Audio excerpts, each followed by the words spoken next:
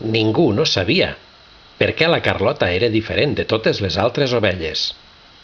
Però ho era, des de que era petita. Mentre els altres xaiets encara estaven al costat de les seves mares, la Carlota saltava per les valls i muntanyes. En Bru, el vell gos d'atura, a vegades li ensenyava les dents, però ella no s'espantava pas. Un dia, la Carlota es va perdre i el pastor la va trobar enfilada dalt d'un arbre. En Bru va provar de fer-la baixar, però la Carlota volia estar-s'hi més estona i va baixar-ne quan a ella li va semblar. Ai, ai, ai, la renyaven les ovelles més grans.